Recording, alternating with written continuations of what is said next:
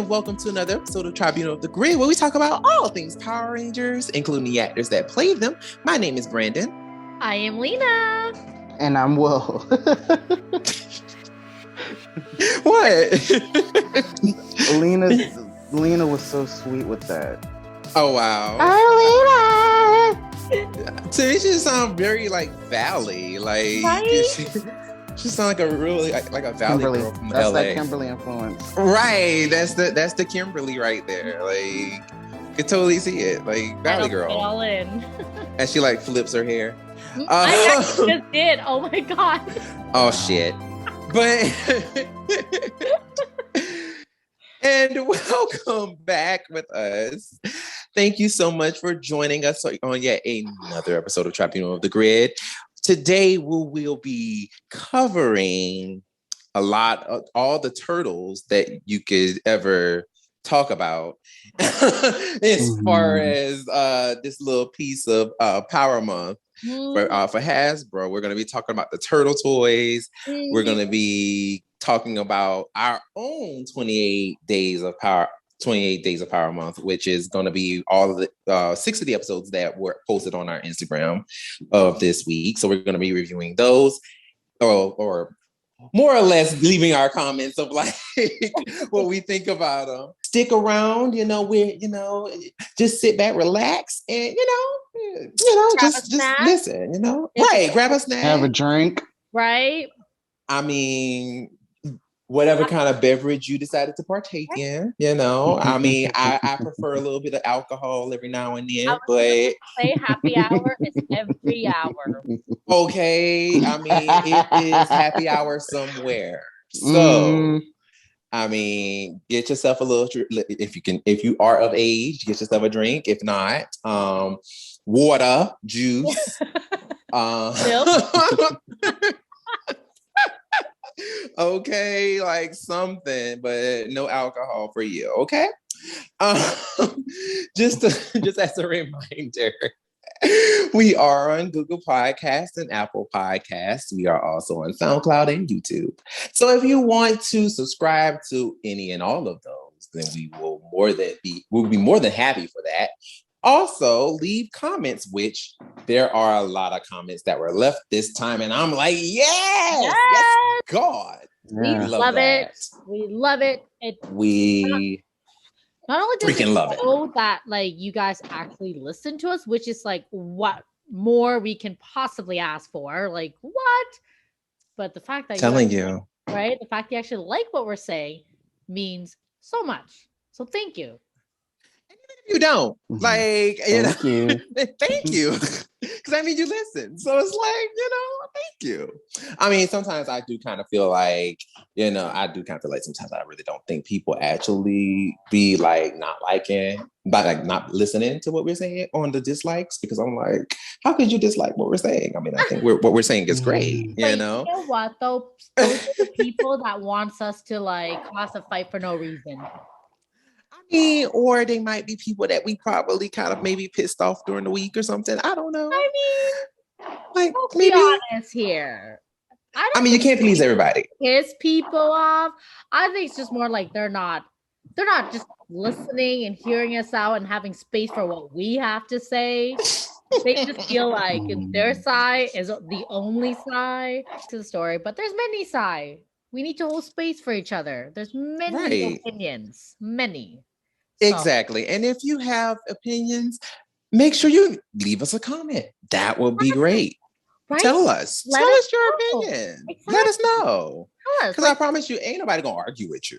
Like, I mean, you don't feel bad. Don't feel like we're gonna attack you if you say something that is juxtaposed to what we're gonna say. I mean, that is healthy conversation, healthy debate. And it's called discussion. We have a discussion. Exactly. And you know what? By the end of it, we could all learn something out of it. Hello. And that is what it's all about. That's what it's all about. Exactly. That's what we do. We share our knowledge with you guys. Exactly. And what we think is going to happen and our opinions and everything. And like I said, if you don't agree with them, you are more than welcome to leave us a comment and tell us, I don't agree with you. And then we'll be like, you know what? Let's talk about it. And that's it. Like, that is how healthy conversation goes. Now, if you can't handle that, then I mean, you got something you need to work on. But you Right. know, you shouldn't just completely just like not listen to other people's opinions because you may not be right. It's so true. So Yeah, there's nothing wrong with a little debate. Just don't be rude about it. exactly. So without further ado, we're going to go ahead and get into these comments that were left. So once again, we got on episode Feeling It 81. Brian Weaver commented, "Great episode, guys." He also commented, "I'm wondering if they will physically appear in half of Dino Fury or possibly season 2. I'm not sure of who he's referring to by if they will physically appear. Not really Maybe sure. the Gold Ranger? Or maybe the team up. I'm not sure, but he also goes on to say later half of season 1 or in season 2. And I'm also wondering if Void Knight and the girl in Stasis, Santora, were Morphin Masters before the events of Dino Fury. So I'm not really, I'm not sure of what you mean. I'm curious if the Morphin Masters will physically appear. Got it. Okay. I was misreading that. That's a good point. And you know what? I'm interested to see how this turns out too. Yeah, maybe they may physically. I mean, they did kind of physically appear for that episode when the whatchamacallit came back, but it was kind of like in a when the prism came back, but also that was kind of like a flashback. So, and we only got to see red and green. But I mean, maybe they may make a comeback, like where they actually appear to the Rangers. They may come back. I don't see why not. I feel like they're making such a big deal out of them by even showing them. Right. They are. Agreed. They're probably we're probably going to see them at some point. Right. I mean, I agree with that. I mean, I do kind of feel like if they're making such a big deal about them, like they're probably going to show them again at some point. And not even just that, but they did a whole entire costume on them. Remember this? Like, so I feel like if they're gonna spend that kind of money, they're gonna want to get the use out of that. So okay, I see that, you know, like they did a really good job with those costumes. Like, I mean, they came from Toei. Like, not even, you know, they weren't even like created by like the people in New Zealand. Like they were. I mean, they were designed. I believe they were designed in New Zealand, but they were created by Toei. Shut the front door. So they're definitely getting their money use out of it. They're gonna get their money's worth out of this. I wouldn't be surprised if those Morphin Masters pop up in another season. Like, you know what? In a random season of Rangers. You know what would be really cool if the Morphin Master ends up in the season finales. That would be cool. That could happen. What if the whole thing was all a dream? What do you mean? What do you mean if it was all a dream? Like if the whole season was all a dream, or the whole series was all a dream? The whole entire 28th season of it is all a dream. The Morphin Master was just trying to like work out the probabilities. That would actually be like the biggest mind fuck of all time, and it would be wonderful. That would be a great way of resetting the timeline, the continuity, since they're looking to do that. Wow. Yeah. Oh my gosh. Yeah. That would be really freaking cool. You heard it here first. But oh my god. Just a thought though, right? Because I just thought about that. I'm like, what if? Because like they are really, based on what we're based on what we're seeing, it seems like they really are building up the amp for these Morphin Masters. And obviously we're all excited because, hello, we've never seen the Morphin Masters. Well, we have, but just not as clearly as we are in this particular season. So can you imagine? And on top of that, Sato is possibly one of the first Rangers ever. Yeah. So I wouldn't be surprised if the whole thing was actually just one of those probability situations that they're trying to work out. Kind of like the whole Loki situation, you know, what are the probabilities? Just thought. I mean, that would actually be like really freaking cool. That would be really cool. Like if they did something like that, like, So this thing, so really in actuality, none of this stuff actually happened, and then like something actually happens, which actually starts like the real continuity of the show. Like, oh my god, guys, that would be freaking awesome. oh my gosh, that's actually kind of really cool. That's a good idea, Lena. Thanks. That is a really good idea. I'm actually like jonesing right now. I have like the biggest smile on my face. But like that's a really freaking cool idea. And then let's see. All right, and then he also goes to say, and I'm also wondering if Void Knight and the girl in stasis were the Morphin Masters before the events. Now this statement, I'm wondering if he's asking if the Void Knight and the girl in the stasis, Santora, were he's saying were Morphin Masters before the events of Dino Fury. Okay, got it. He said where. Okay, were. Okay. If they were Morphin Masters before the events of Dino Fury, honestly, I personally don't think so. That's just me. I personally don't believe they are. Me neither.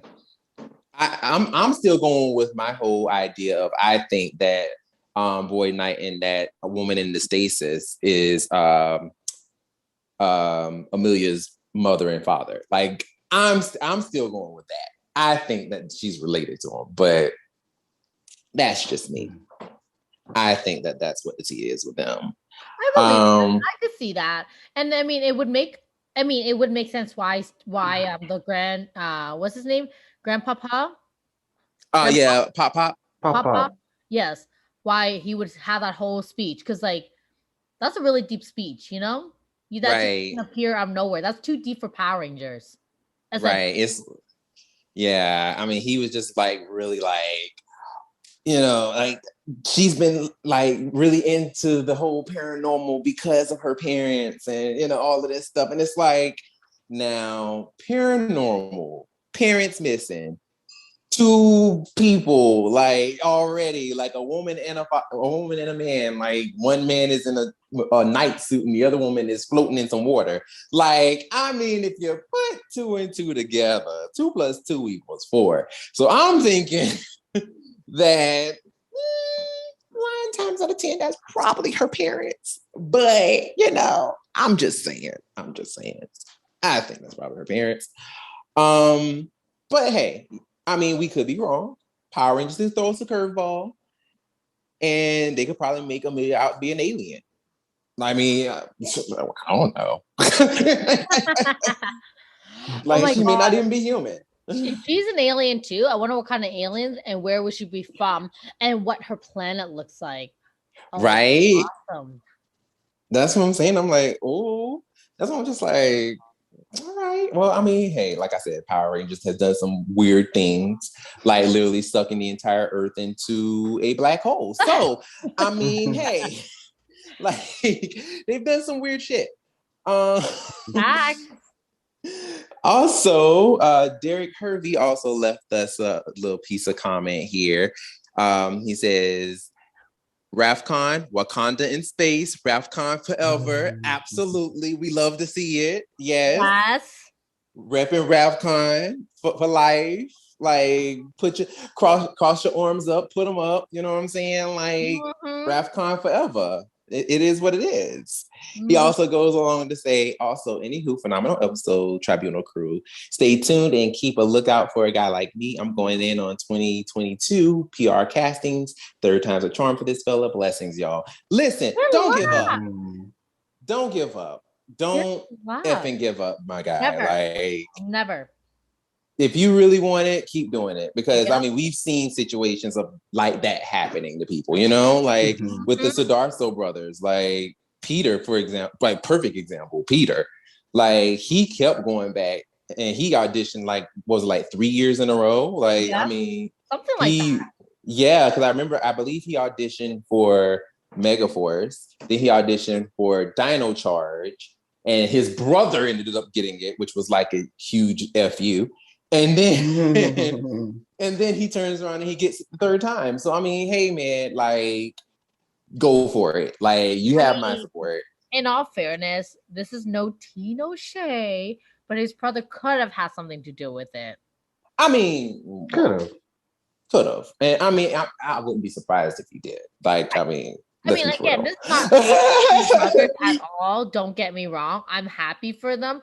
Oh no, absolutely. You know, like just to put that disclaimer out there, you know, you listeners, like I'm not trying to shade them like in any means negatively. I'm you know, sometimes that's what it is who you know.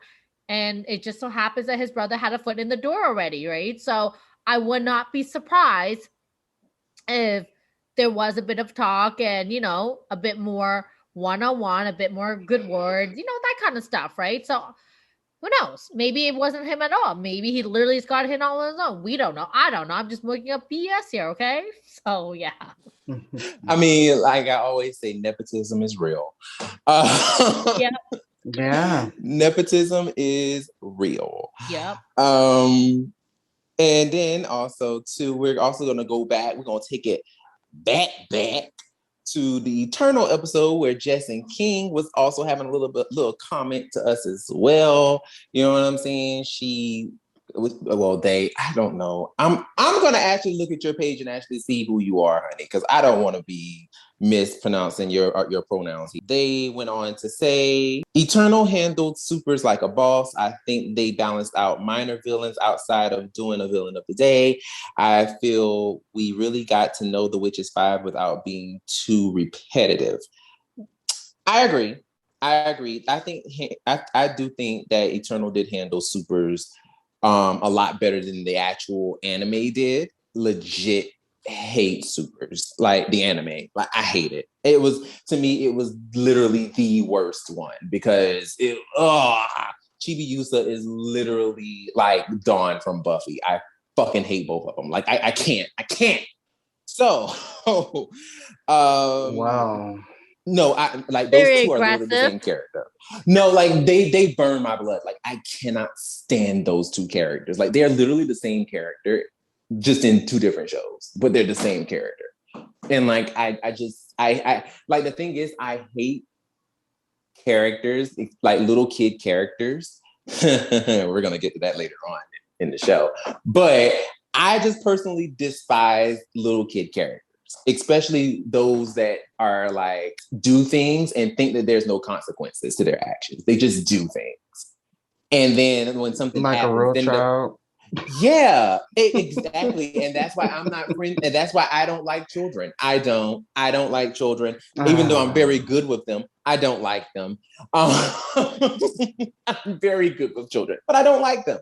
And that's just what it is. Like I personally just can't stand like when children are just like being children. I don't like it. It bothers me. But that's another story for another day.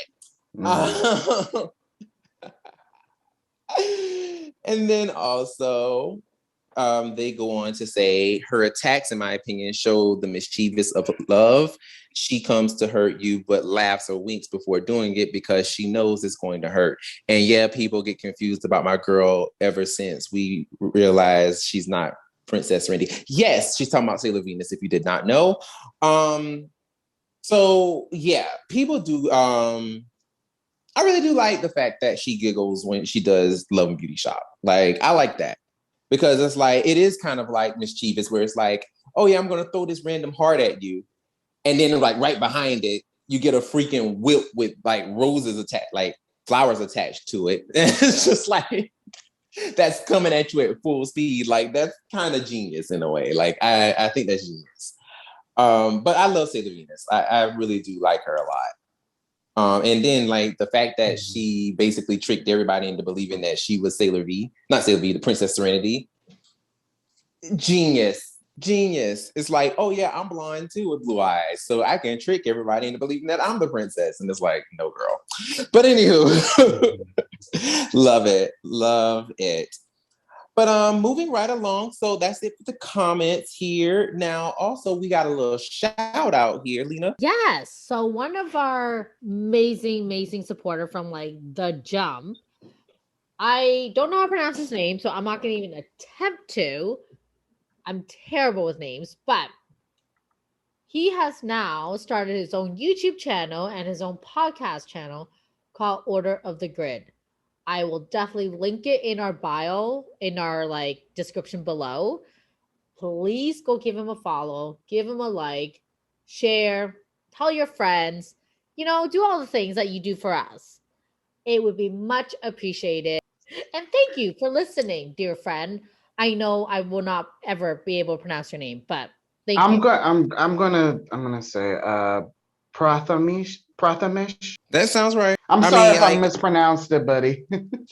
Yeah, it sounds right. But it may be right, it may be wrong. Oh my gosh. And we do apologize for mispronouncing it. But like Lena said, definitely check it out. Is Order of the Grid, right? Yes, Order of the Grid. Order of the Grid. So definitely everybody please check it out. He's already done a fabulous interview with Campbell Cooley, the voice of some of the most amazing characters in Power Rangers thus far, like Scrozzle, Slytherin, not Slytherin, Slither. I think that's the name in Dino Fury. Somebody's thinking about Harry Potter. I am, and do not judge me. I was like, I don't think Harry Potter made it here. But okay. Slytherin. Yes, his name is Slytherin. But yeah, it's like he's done the voices of those characters and more. So he's did an interview with Campbell, and that is amazing. It was a nice score. So definitely check him out, see how the interview went, and it's great. And also check him out for future interviews and for future episodes, because I'm pretty sure you might enjoy it. A big shout out to him for supporting us as much as he has. Yes. I mean, he's been like a day one. Mm-hmm.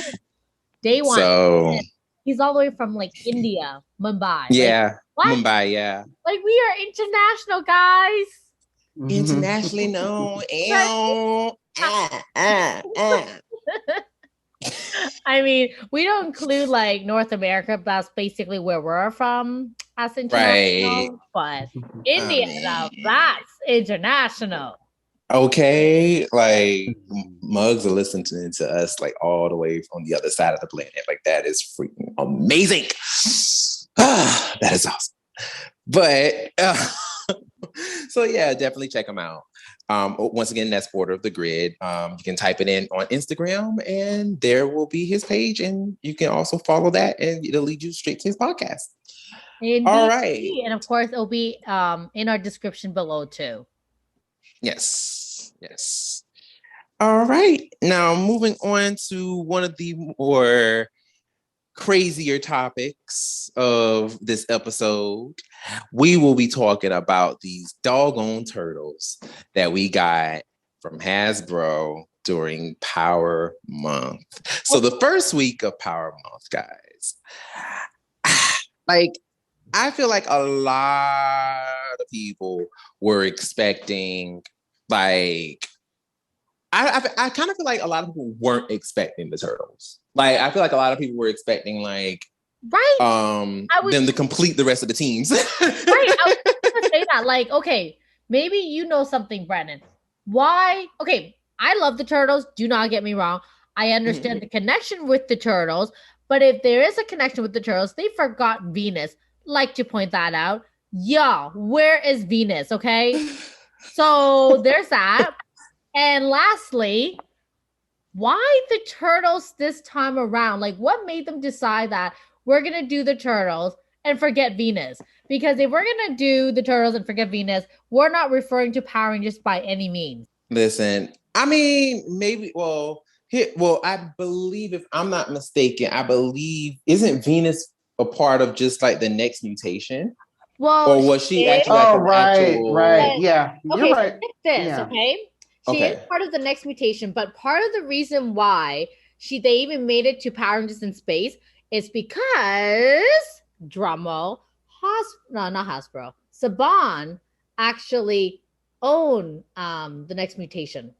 Yeah. Before he created Venus. That's how she kind of came along. But if that is the case, I assume they're using... So Hasbro, I'm assuming, is using Saban's properties. So if that's the case, wouldn't having Venus be that representation of Saban? Well, here's the thing. Venus is not a popular character Shut for up, get out Turtles of here. fans. Because she's a female. Like they don't like her at all. And I think one of the reasons is because the next mutation is not a fan favorite for Turtle fans either. So they just kind of like strike the whole thing from existence. So that's probably a huge reason why she was not included the the comic. I think I could be pulling this out of my ass. I don't know. I think that Ryan mentioned that in an interview about writing this comic and why she wasn't involved. I think that's a reason why. Okay. Yeah, because I mean it would make sense. And also too, like, and correct me if I'm wrong, because I haven't seen Mutation since it came out back all those years ago. So I don't even remember it that well. But okay. Well, you might be able to, tell me more. But they seemed like they were kind of rapey towards her, and that was their sister. And they all kind of seemed like they wanted a piece of her. Yeah. It was so weird. Pretty much. I'm like, this is kind of creepy. I think also in their defense, before they knew that it was like their sister, because like they were kind of like that before they found out her real story, right? So okay. in their defense, let's be honest here, Brennan. There's only so many species of the mutated turtles. So all four of them happen to be boys. So if you see a female turtle, I mean, I understand. I'm not against it, but they did stop all of that the moment her story came out as to how she came to be, how come she's the only female, and etc. So they kind of accepted her and was kind of treating her like they would treat the rest of the crew. Okay. That makes sense. That would make sense then. You know what? That would make sense. I understand that. Because like I said, I only remember But so much, and I just remember being like, this is really weird that they're like consistently hitting on this girl, and I'm like, isn't that your sister? And like also, you guys are creepy. Yeah, but they also did confirm though that she's not like technically none of the turtles are related, not even the boys. No, they did confirm this. Yes, I did. So they just happen just to be turtles, but like exactly in the same tank that happens to be in the same area, and then obviously Master Splinter happened to find the four of them, where Venus happened to be found later on by Master Splinter's friend from China. So he and in turn took her home and trained her to be the great warrior that she is. But technicality wise, they're actually not related at all. They're just 5 turtles, or 4, I guess, if you will, in a in a pet store that happens to fall upon these mutation liquids. Got it. Okay. Well, yeah. Learning something new every day. Yeah. Mind again, I only did this because I was genuinely curious myself too, because I was like exactly what you said. In the beginning, I'm just like, y'all, it's not your sister. I mean, I knew why they were the way they were, because again, I get it. 4 guys, like there's no girls around, and finally there's another turtle who happens to be a girl. Like, what are the chances, right? So I mean, we could have had a little piece of gay turtle who could have just been like, I'm not interested in her. I'm wondering what's going on with you over here. You over there, I want you over here. Right? You know what I'm saying? Right? Exactly. In 90 and 98. Listen, the girls have been around forever, okay? Right. Like, now, just because we weren't getting any shine during then, but the girls have been around forever. So just say it. Yeah. So there we have it. The turtles are not related. I was kind of sad when I found that out though, because I'm like, well, wow. Yeah, because I felt like they were like brothers. So to me, it would make sense. It would be like, yeah, they are. I mean, don't get me wrong. They were raised as brothers. They are brothers. Just because you're adopted doesn't make you less of a family. Right? So they are brothers, like in terms of how, in terms of everything else. but in actual like DNA wise, they just happen to be 4 turtles in a in a tank that fell down the sewer that was hit with mutation. Got it. Okay. All right. Well, I mean, to be truthfully honest, like I do kind of feel like the thing about the turtles being like with Venus, I do remember hearing that Venus wasn't a popular character. I do remember hearing that. Yeah. And then they also created like another female turtle. I forgot her yellow name. one. Yeah, she was yellow, right? Yeah, like they ended up She was like in the comics.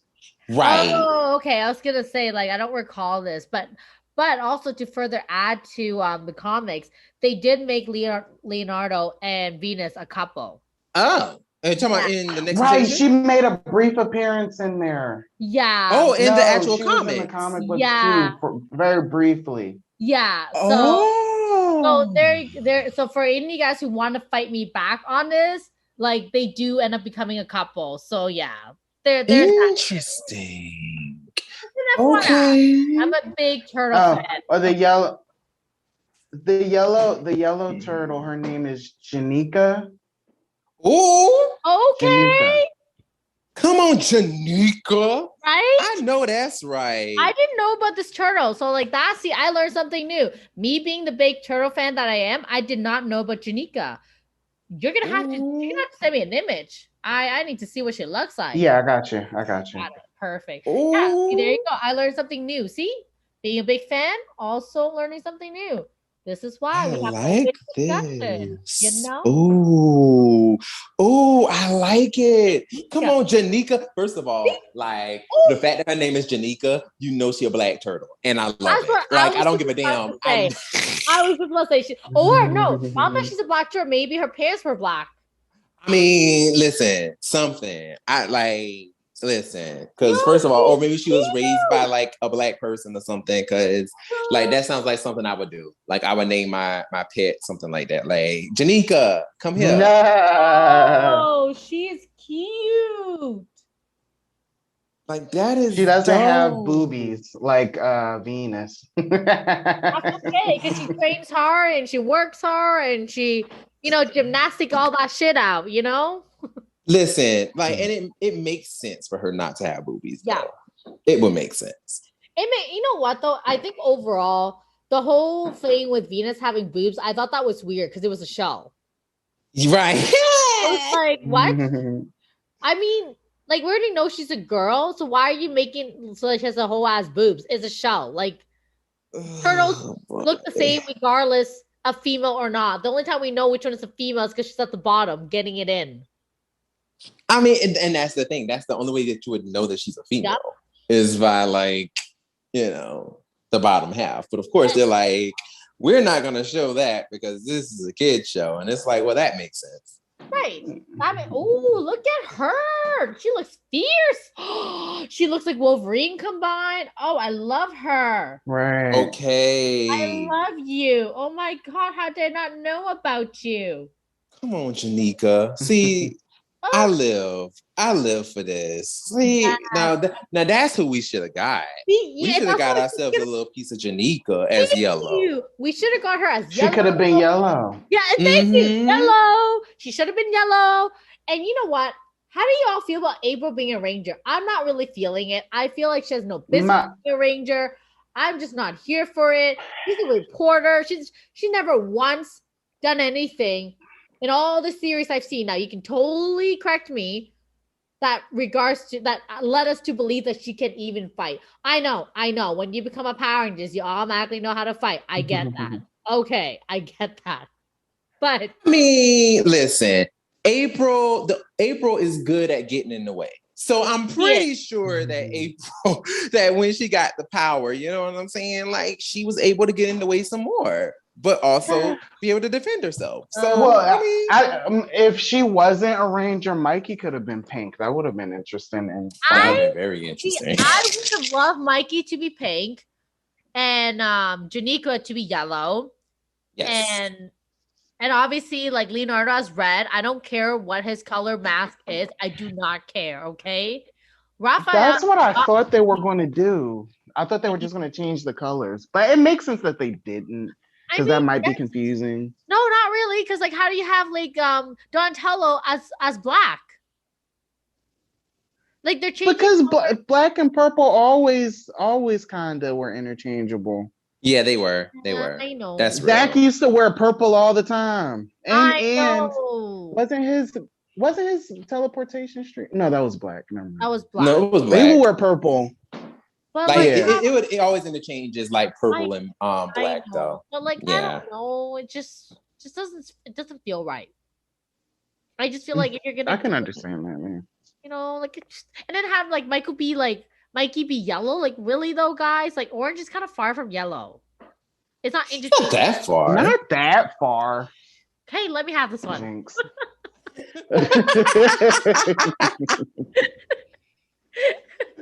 She's like, okay, damn it, stop arguing with me.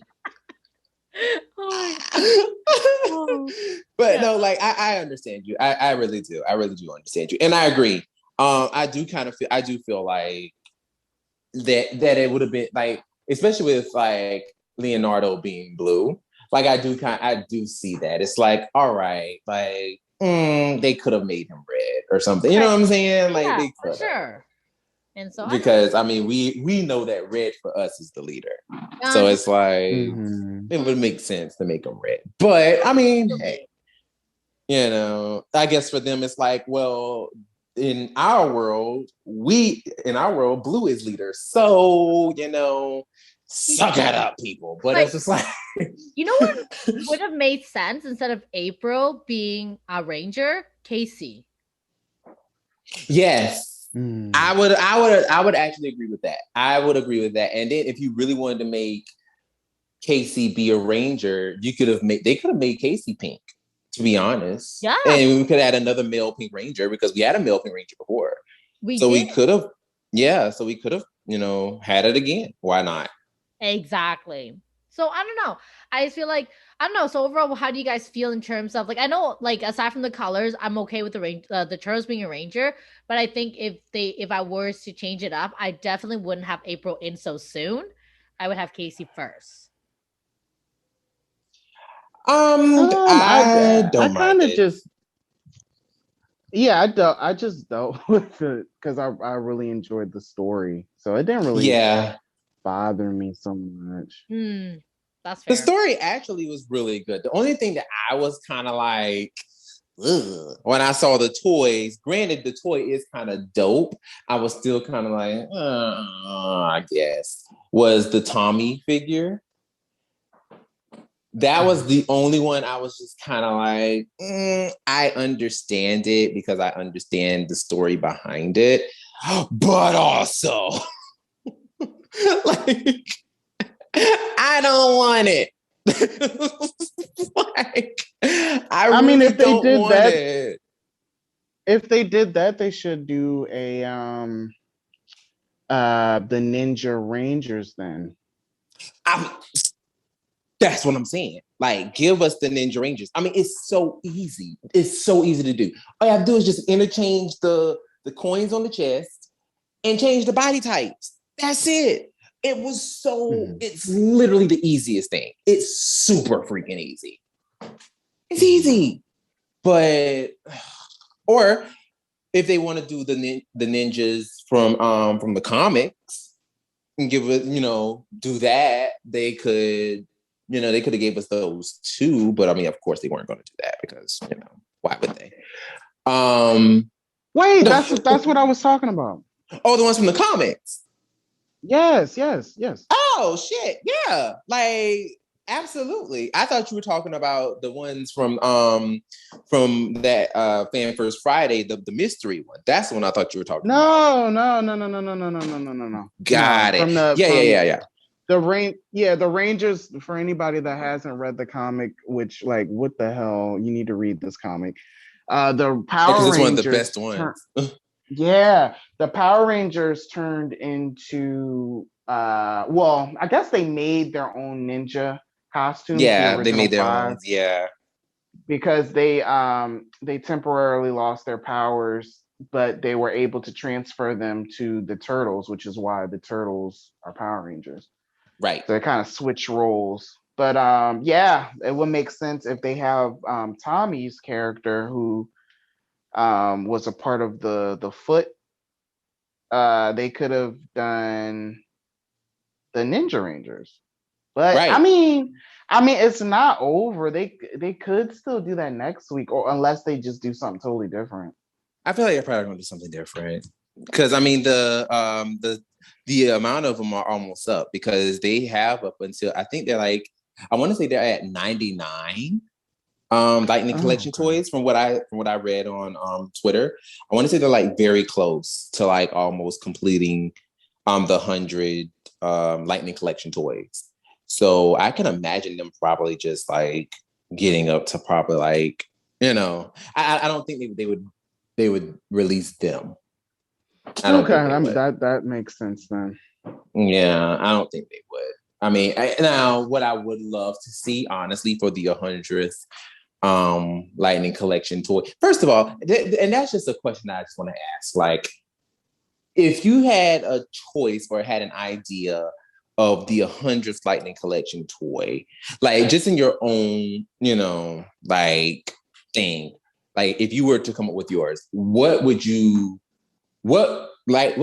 Ranger or toy or whatever would you make for your for the 100th Lightning Collection toy? Who would you choose? I think we all probably have the same person in mind. Who? Jen. Well, yes. Jen. Yes. Yes. Yes. Like, where the hell is she? Right? Yeah. Yes. It's funny because I have an iPad, and on my iPad case, I got my sister to customize my casing for me. So I literally have my Ranger team on there, right? So I literally look right at Jen. She's like the right corner of my iPad photo.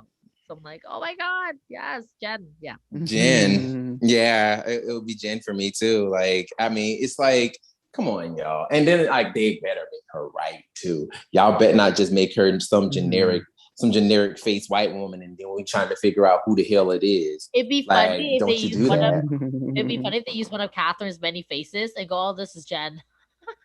Or they find a picture, or they find a picture of some random brunette, have Jen looking like Sandra Bullock or somebody, being like, "Hey." Oh my God. I was gonna go younger, like maybe Katie Holmes, but then again, like some of these characters have been looking like old, grown. Okay, like no offense, Sandra Bullock, because she actually doesn't age at all. So I mean, she does age great. She ages, but she looks aging great. Gracefully. Yeah, she's aging gracefully. Yeah. Like that's the thing. She's kind of giving us a little piece of like Angela Bassett tease, where it's like they still look really young, but they're aging very gracefully. Because I promise you, Sandra Bullock kind of looks like she's in like her late 30s, early 40s. And I'm pretty sure she's much older than that. So I mean, like, I'm like, hey, I love it by now. Yeah, like her mid 50s, mid or like late 50s. So I mean, she's aging very well. So I'm like, it wouldn't surprise me. But still, I still feel like they would totally do some mess like that. Have Jen looking like a whole different white woman. And it's like, what? Who is this woman? She's 57. Wow. See, I had a feeling that she was That's crazy. She was in her late 50s. I had a feeling. But yeah. So I mean, I agree. I feel like it should be Jen as the 100th figure. But I mean, hey, we're very close to it. So but yeah, now I will say during the little piece of Fan First Friday, Ryan Parrott was a special guest on there, which all they did was talk about the Turtles, by the way. So, I mean, if you wanted to sit there and listen to them talk about, you know, the Turtles and the comic, then that Fan First Friday was for you. But for a lot of people were very disappointed because they just assumed that it was going to be a lot of Power Ranger talk, a lot of news stuff, and it was not. They just assumed that it was just going to be that. But Ryan Parrott did express his love for Shredder, for the Green Ranger Shredder. So, you know, I personally think that the Shredder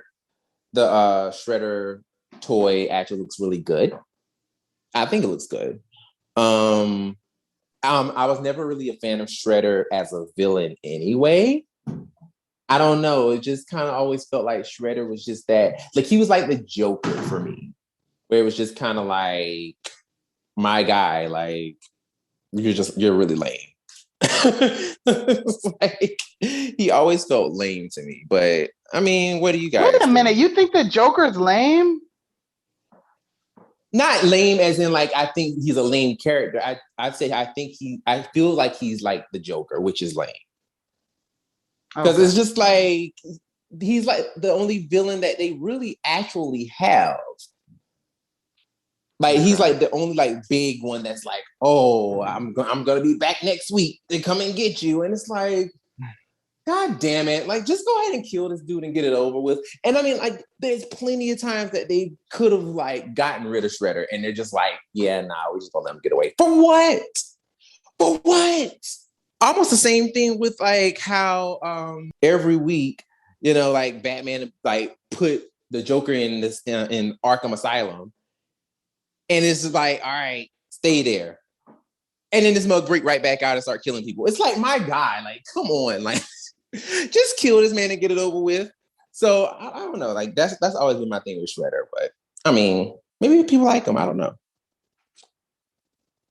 Maybe I have no idea. That's a pass for me. Oh, you don't like it? I don't really care for it. I'm like, okay. Well, you already know how I feel about the villains and all that. I'm just like, oh, yawn, same old thing, yawn. Give me some real exciting story. I hear that. That's just me, right? So it's like, it's unfortunate that like we don't have as much story building as we used to, you know, where I feel like they constantly feel the need to have a villain for that episode or every single episode, you know? So I'm just he's okay. Like he's not really frightening. He's just gone. I'm like, great, exactly what you said. Just kill him already, get over with, move on to the next monster. Hopefully it'll be a little more scary. Hopefully he'll give you a run for your money. But unfortunately, with past experience, probably not. Probably not. You know? Here comes our last little bit of conversation, if you will. Uh-huh. So, you know, as y'all know, we're doing 28 Days of Power Rangers, right? Sure are. And in the, you know, so far in the stories, you know, I asked everybody, you know, vote on what episodes y'all wanted to see. And there has been some very interesting choices. There's been some very interesting choices that people have selected. I'm actually kind of like shocked and surprised at some of the ones that won. So for Mighty Morphin, day one of Power Month, Return of an Old Friend was chosen. That is the episode where Tommy comes back as the Green Ranger and saves them. And that's also the same episode that the Rangers gave up their power coins to save their parents. For day 2 of Power Month, White Light was chosen. Of course. Which I kind of had a feeling White Light would be the one, right? Kind of had a feeling. And then day 3 of Power Month was Ninja Quest, which actually was one of the ones that shocked me. Because I had the feeling that they were going to pick like what was it? Changing of the Zords, the one with the Shogun Zords came in. That was one of the ones that I thought was going to get picked, but apparently not. Everybody went for Ninja Quest. Day 4, Hog Day Afternoon, which I was like, that makes sense. Like, you know, that was like one of the best finales of Power Rangers, in my opinion. So, I mean, yes. And then day 5 was the power of gold for Zio. Now, that I was shocked. Because I just knew people were going to go like a Zio beginning, a golden homecoming. Yeah, no. Mm-hmm. And what makes it so crazy, it was like 96%. Like, it was a very high percentage. So I'm like, that's crazy that everybody just chose the power of gold. I was like, cool. And then lastly, chase into space for Power Rangers Turbo Day 6. So, I mean, let's get into it. Let's talk about it. So what is it giving? Like, what do y'all think about this? Like, I remember vividly the watching Return of an Old Friend. That's one of my favorite episodes from the first season. Well, it was a 2-parter actually. Right. I love those 2 episodes. Like, I feel like that was a really good choice. One of the coolest things in that episode was the morph fight in Rita's Dark Dimension when they were trying to save Billy. And that was like a totally American fight. That was freaking awesome. And then one of the funniest things is when they had to give up their power coins to Goldar. And we've mentioned this on the show a couple of times before. The way that Goldar was just clowning every single one of them as they gave their coins. Goldar was ruthless. I mean, it was funny. I can't even lie. Like, it was funny as hell. Especially when Zach gave his coin up. He was like, fool, bring the next coin. I was like... When I tell you, if I was Zach, I would have clutched my pearls when he would have called me a fool. Like, he said that jump with his whole chest. Fool! Oh my God. Like, why are you so mean? Like, what I want to know is, like, where did he get so much balls out of nowhere? Like, I mean, he seemingly just finally beat them. So it's like, I got you. I finally got you. Exactly. He was celebrating his victory way too early. Yes. Well, I mean, that's villains in general. Like, villains always, if they think they win, and it's like, oh yeah, we're gonna prematurely celebrate. Especially when they lose every week. Right. So, every week they lose. Right. So shouldn't you be more like on guard? Like, okay, I won that battle way too easily. Like, something's up. Something's got to be up. You know, it's just a thought, right? Like, I'm one of those people where if you're constantly going for something, and don't get me wrong, like, I'm not saying, like, give up or whatever. Not that at all. But if you're constantly going after something and it's, constantly usually a negative, and then one day someone actually says, yeah, you're like, wait, what? Okay, now I don't believe it until it's, proven to the point where there's no way you cannot not believe it. Then no. Yes. That makes sense. Like, so I feel like, like, it's been what at this point, it's been one too many episodes, of course. But at this point, it's like, dude, my guy, you've been losing constantly. Yes, I will agree. I'll agree to a certain point where it's like, yes, you should be a little like hesitant before you celebrate, like at least like really be on some like, we got you, like I got you, to the point where it's like, I know you can't win. I know you can't get out of this. Like, which that makes sense. A perfect example, like those horror movies where these people be trying to beat the killer and they're like, yeah, we got out of there, we're good. Then the killer randomly gets up and it's like, fucking idiots, I got you now. And then it's kind of like that, where I feel like if I was in the movie or in a situation like that, I would be beating the guy to the point where I know for a fact there's no way he's not dead. There's just got to be no way. Like, I've chopped off his head kind of thing. I've chopped off his limbs. Like, and I don't know. Which crazy. My question is, why do they never chop off Michael Myers' hands or arms? Yeah, they end up blowing him up at the very, very end, like with the fire. But even then, I prefer. Oh God, he got out of that. I feel Right, so. as we see. His old ass. How No. does his old ass survive this? I'm sorry. Did you guys all see the final movie, like the latest one with Jamie Lynn Cruz? Jamie Lee Curtis? that. Yeah, I it's her. saw that. Yeah. Yeah. And I saw the trailer for this next one with him getting out of the damn basement. Right, that's what I'm trying to say. Like, you know what I feel like? I feel like he's not entirely human. I guess not, but they tried that before. I mean, like, I do kind of feel like I think he is human, but I think that I think that there's something supernatural about him. Right. But I do think he is human. I just think that there's like something else attached to him where it's like, there is something the need else to going kill. on. The need to kill, and I guess he feels no pain. Yeah, like yeah.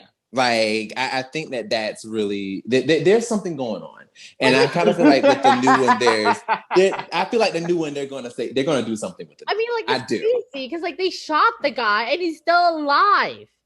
Shot his fingers off.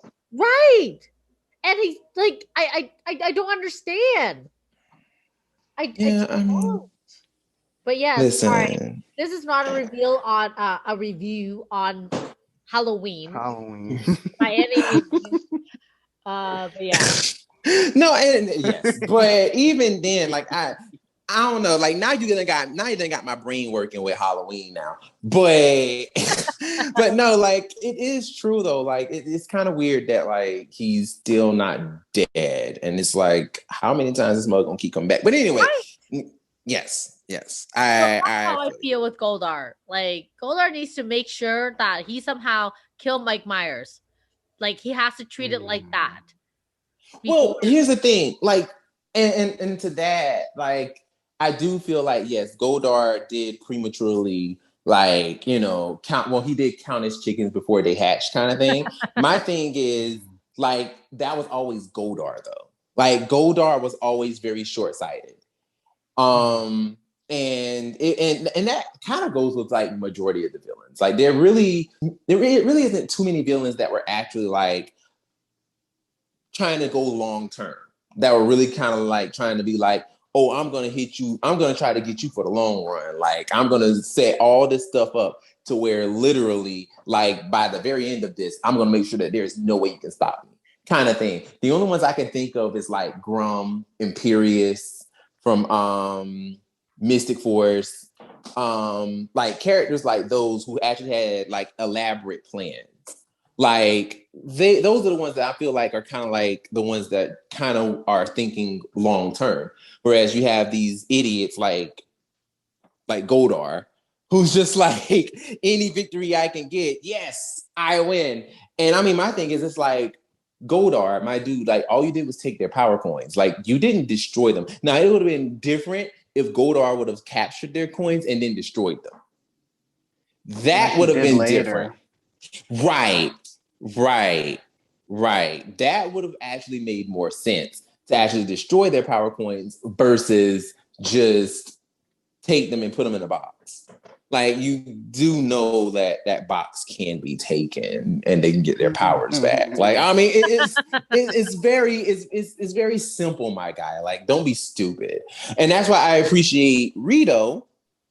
Because Rito in the Ninja Quest actually like destroyed their powers. Like he destroyed everything. Like they lost their powers and their swords. So it's like Rito to me, even though he was the stupidest villain ever, like he actually succeeded where Rita and Zed did not.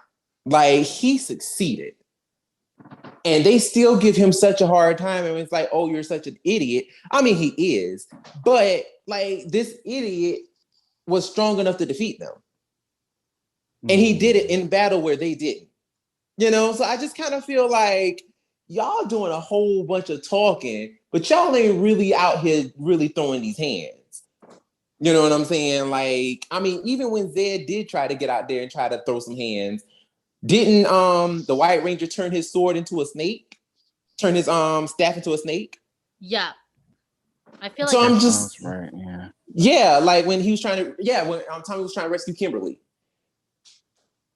Because after her power point got taken and then her powers was getting sucked away by that machine, like Tommy turns Zed's staff into a freaking snake. Like, come on, my guy. Like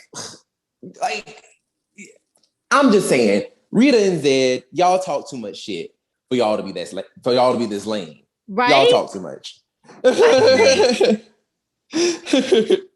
But yeah.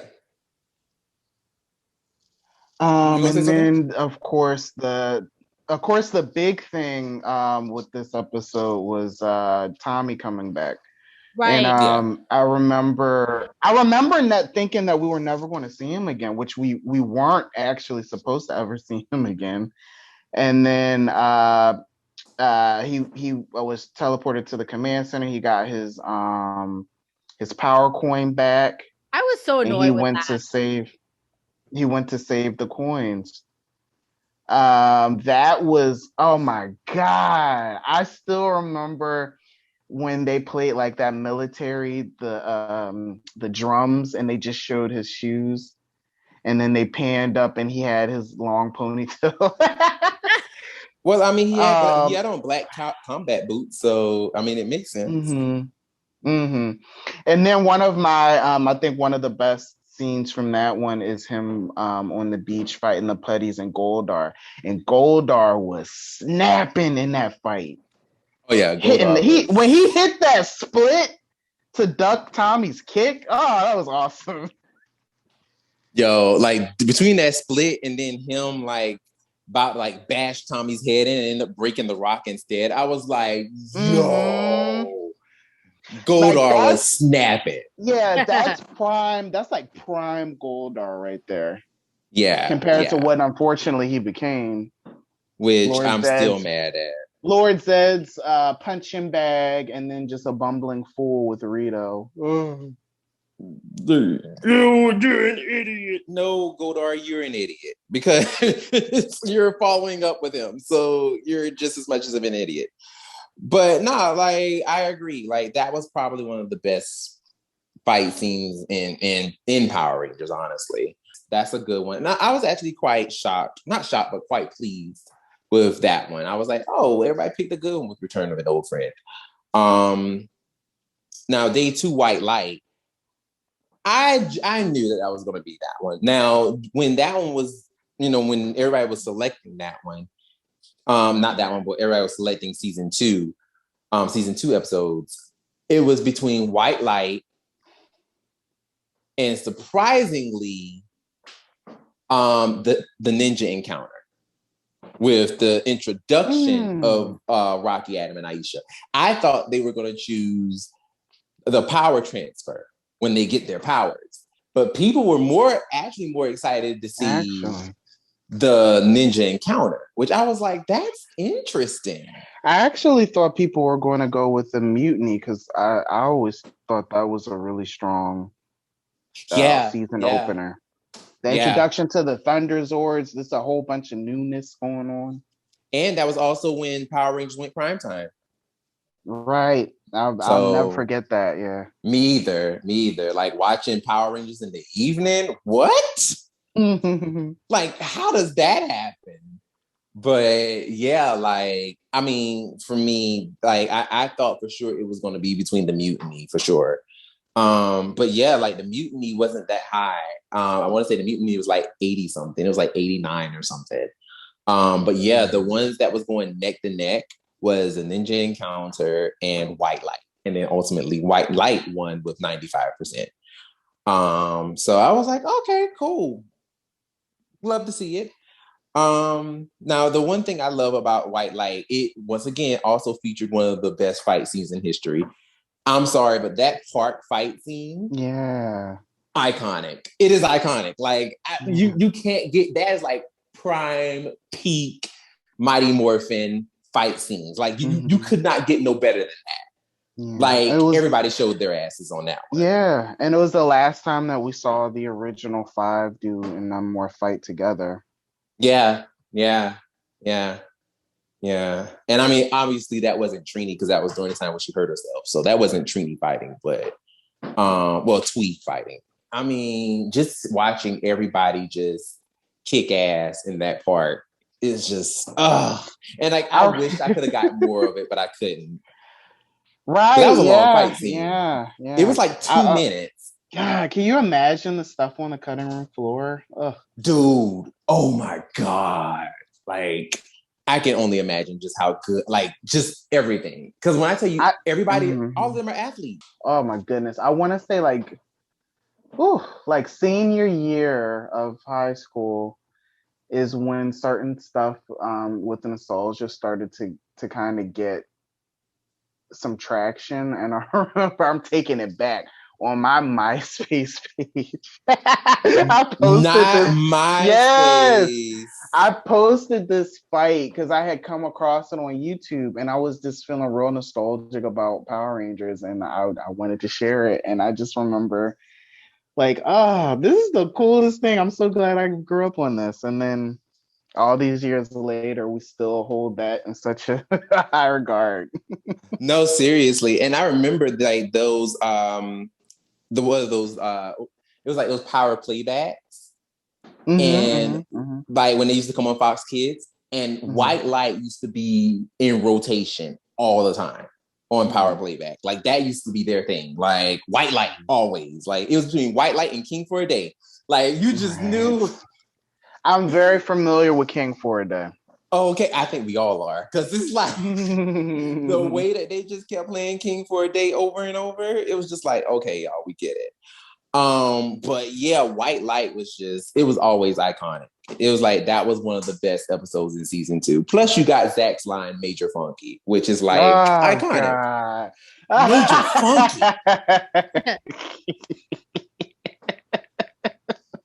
And then you get Tommy's little Baywatch running scene where he's like running with his shirt off. It's just like, it's iconic. And he got like electrocuted with his teleportation. We don't know what the hell was happening. Okay, it looked I'm not gonna lie, it looked kind of suspect. I'm not even gonna lie. I was just kind of like, okay, not this reaction he's giving though. I was like, now if you play this out of context, this can look real weird. I'm just saying. Just saying. It looks a little weird. Just looks a little weird.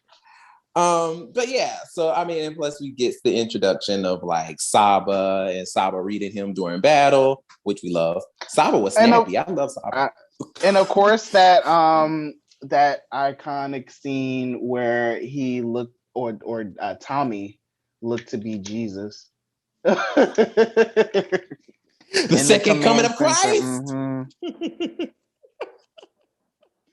Oh, and of course, Kimberly's fainting moment. Oh God. Oh my God.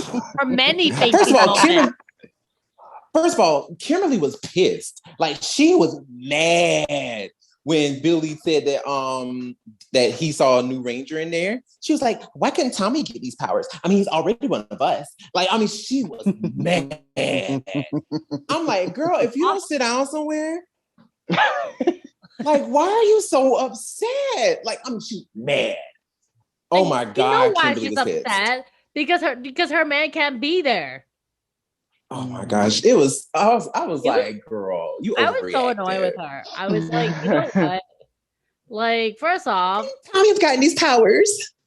It's like, girl, what? Well, for one, Tommy didn't get these powers. Okay, you know what? To be fair with you, I personally think what pissed me off the most is the fact that Sordon and Alpha made his powers. And I'm like, why? What is so special about him that you had to make his power? You know, like the rest of the Rangers' powers weren't made; they were chosen. Tommy was not chosen. I mean, there was a reason for that because his powers were destroyed, and they needed another Ranger. Well, that's because he decided to be all like, "Oh, let me join you, Rita." He was lore there, okay? Lore, like I can't even say that word right now. he was Is your hate like making you forget how the story went? He did not choose to be with Rita. She kidnapped him. I mean, yes. I personally think that Tommy was always inherently evil. Hello, Lord Draken. Thank you. Know, it was a little more easier for him to be persuaded. You know what I'm saying? Right? And also, it's not that my hate for him made me forget the storyline. It's just that this is what they want us to see, Will. So Lena is about to start being a psychotherapist at this point. Like Lena is like, there is something underneath this character that made Rita go, yes, I'm choosing him. No, he was already evil. Seriously, though, think about it. No, think about it for real quick. You know how they always say law of attraction, right? So, perfect example, like relationships. You always attract what you're most insecure about. So like you get those people that have been abused by, let's say, their father, their family, whatever. Then they end up in an abusive relationship themselves. It's like a pattern, like hurt. What did Audrey say in one of our interview with her? Hurt people attract hurt people or something along those lines. Hurt people. Yeah. Exactly. So it's kind of like that, where I feel like Tommy wasn't ever truly like not evil, So I feel like Rita saw that and Rita just brought his potential to the fullest. She was just like, oh yeah, he seems like he got some badness in him. Let's go ahead and corrupt him even more. Let's go ahead and corrupt him. I mean, it could have been he had they did. Shame on them for not really expanding upon this, because we learned, taking it back to oh my goodness, Return of an Old Friend. Actually, I think we learned this before that. Tommy is adopted, so he probably had like a hard life coming up as a kid. Who knows what happened to him? And they didn't really play up to for sure, yeah, right? And probably something happened to him that made him felt like the world owed him something, and that's probably what Rita Repulsa saw. She saw the fact that he was hurt and he wanted revenge, and that he seeked it, but he didn't know how to go about it. So she just ultimately made a whole story. I mean, I'd watch this story. Right? I would. Right? So she ultimately just gave him a helping hand. So yes, well, I did not forget how the story started. I just choose not to believe that story to be entirely true. Like dead ass though, like I have to agree with Lena in a way. I do kind of have to agree. Like I do feel like they should have explored that. Like they should have definitely explored that, because we do know Tommy was adopted. Yeah, and I'm pretty sure there is some resentment of the fact that he does not know who his actual parents are. For sure, and not even just that, but abandonment, betrayal. Right. Like, and then like foster care, right? Like. Hey, we all know the foster care systems do not treat you right. They do not. So they don't. Like if you're lucky, you end up in a great home, but like most of those times, they're only there to collect a paycheck. You're their paycheck. Yeah. So I mean, I can. Yeah. I mean, yes. I mean, listen. At the end of the day, Tommy was seduced by the white light. He came down from the sky like Jesus in the second coming. And, and he blessed the people when he took off his helmet and was like, welcome back. He mostly blessed Kimberly, then she passed out. But hey. Well, yeah. She was just like, oh my God. The power of Tommy was too much for me. I mean, I caught the Tommy ghost. Right. I mean, don't get me wrong, Will, like I love that episode. I was screaming when Tommy came back. I loved it when Tommy ccame back. But obviously as an adult now, I'm just over Tommy. There's so much of Tommy everywhere all the time. Day in, day out. I don't even have a moment to think of something else, and Tommy pops up again. Okay. Well, speaking of more Tommy, Ninja Quest. My point. Now, I will say this, like, there are fans, and this is the thing, like, when I see fans always like to, like, come for TJ's grill and be like, oh, he cost, like, the Rangers their powers and Zords, and he's a terrible leader and blah, blah, blah. And he's not as experienced. But I'm like, do y'all not remember Tommy? Because Tommy was clearly not that experienced. Well, I mean, he had a little bit more experience than TJ did, and he still lost powers and Zords. I'm just like, now, if we're going to be throwing daggers, like, let's not have glass houses and throw daggers. Like, let's not do this, because at the end of the day, like, TJ was not the first person to lose Zords. Like, as we saw in Ninja Quest, definitely Tommy was the leader. Yeah, he was very and they cocky. Lost their powers and Zords. And yes, he was very cocky. His cockiness made them lose their Zords. Exactly. At least TJ had like a strategy.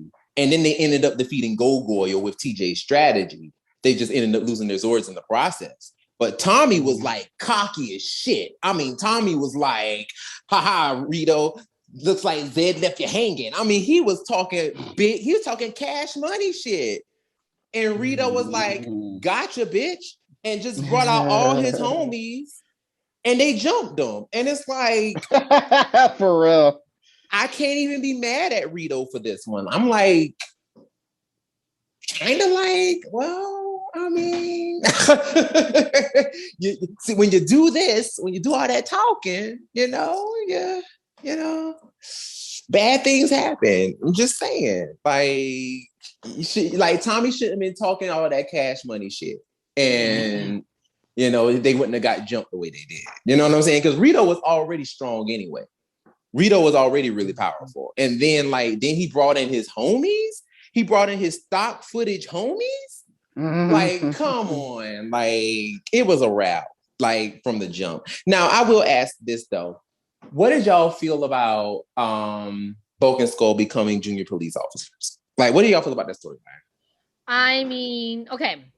First of all, that was so silly. What qualification gave them that? I mean, they wanted to do it because they wanted to impress women.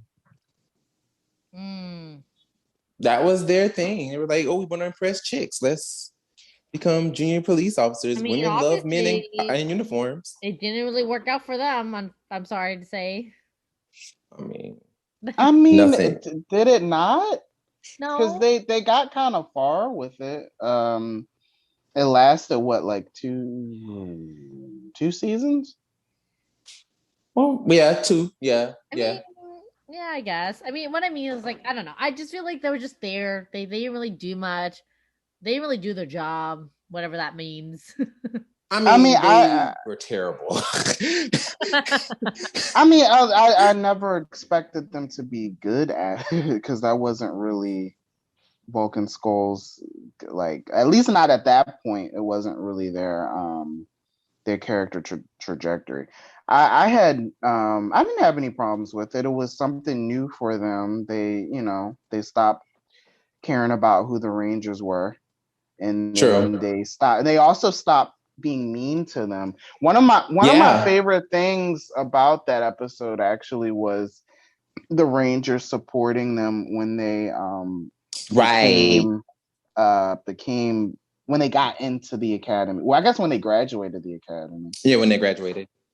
And they became official junior police officers. I'm like, that's kind of cool. Like, that was actually really dope that they were there to support. Yeah, and that was all. And they were like hyped for them too. Right. I was also. It was interesting too because I remember. I guess when I got older, I remember seeing like, okay, so they're junior police officers. Are they still in high school? I guess they're not in high school anymore. So when the hell did they graduate? Maybe they were. I don't know. Like that part always confused me too. Yeah, because they're not smart. So right, they're definitely not early. Smart. Yeah, they definitely weren't smart. Yeah. Now I'm not even gonna hold y'all. Now I wanted to put this during the post. I actually wanted to add this in, but I didn't have time. But I'm sorry, that little piece of song they had, that shape it up, shape it up, focus, go. I'm not gonna lie, that joint used to be hype. Like I used to be like in front of the TV, like fucking it up. Like I'm like, hey, like that little piece of song was dope. I ain't gonna even lie to you. But like, I mean, this episode really did I always kind of feel like Ninja Quest was way too long. Like I felt like it could have been wrapped up way faster than what it was. I agree with that. I have a feeling maybe it was a four-parter, right? Yeah, it was a four-parter. Four-parter. I have a feeling because that fourth part was really unnecessary. But I have a feeling that they did it to combat the movie because it was like their alternative to the film. Yeah. I mean, and I always actually like this better than the movie. I love the movie, but I always kind of preferred this to it, even as a kid. Really, you like Ninja Quest more than the movie? Yeah, for me, it was always the fact that they actually kind of were on a quest to get the powers. They didn't just find Ninja as soon as they got there, like they did with Dulcia. Well, no, Dulcia was stalking them when they got there. Like she was like actually like in the background, like standing there in her doggone fleeced hoodie. You know what I'm saying? She wasn't even owl yet. Yeah, she was in her hoodie sitting there spying on them. And I'm pretty sure it's like 105-degree weather. She burning the hell up in this thick ass hoodie. Just like I mean, she wasn't wearing much under it, so this is true. She was half naked with her thigh-high boots. I mean, listen, banging body. I'm like, girl, go ahead. If you got it, flaunt it. You know what I'm saying? I agree. I agree with Will there. Like I do kind of like it better because it was more of a mission based, and I feel like in some ways that is very much what kind of Power Rangers is all about. Without, even though we don't get a lot of it, you know, where they do a little bit of investigation, where they try to find out what to do, and it was more of like, okay, yeah, this is what we're gonna do. This is what we need in order to get to where we need to be. Right. And I like that there's a bit of a challenge along the way, you know, where I felt like in the movie, the only challenge was Darcia. True. I mean, yes, I agree. It did kind of feel like there was more of a mission.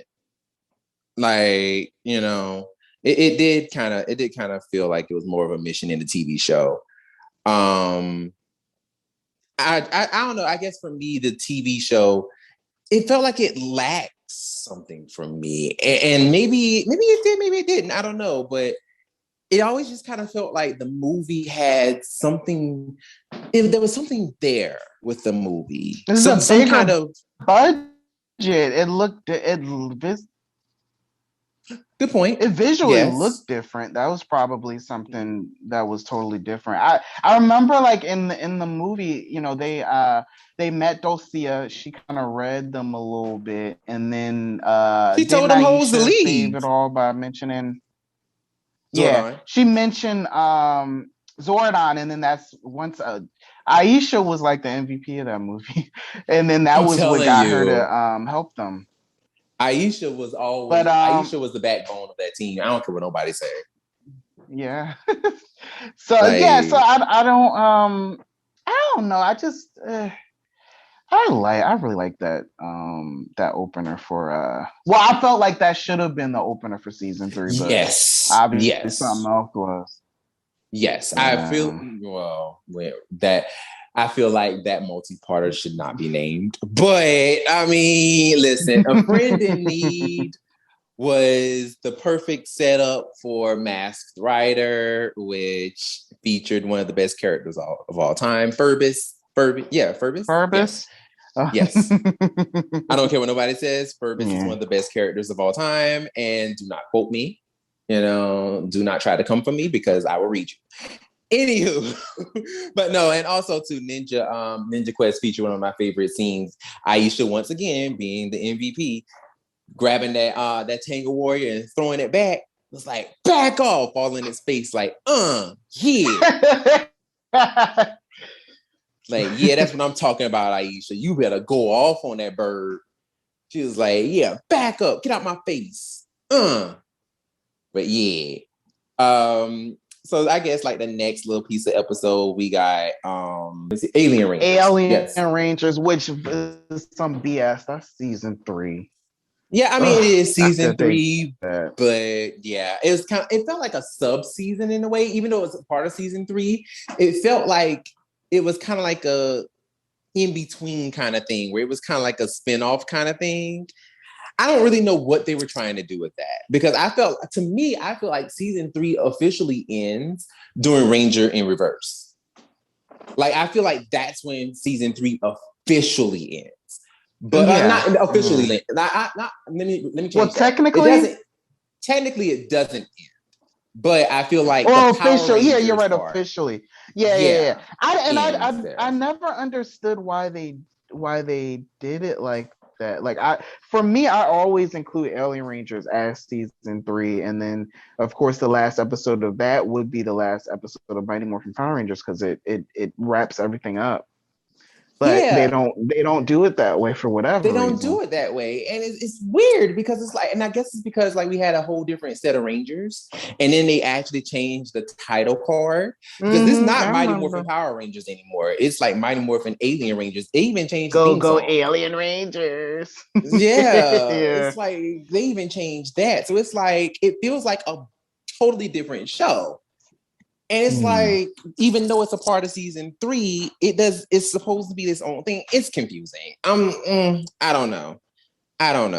But I mean, the Hydro Hog versus the Alien Rangers, I thought that was stupid. I'm not even gonna lie to you. I thought it was dumb, because them hoes was just thirsty, and the Rangers was sitting there trying to give them water. And I'm just like, oh, this is lame.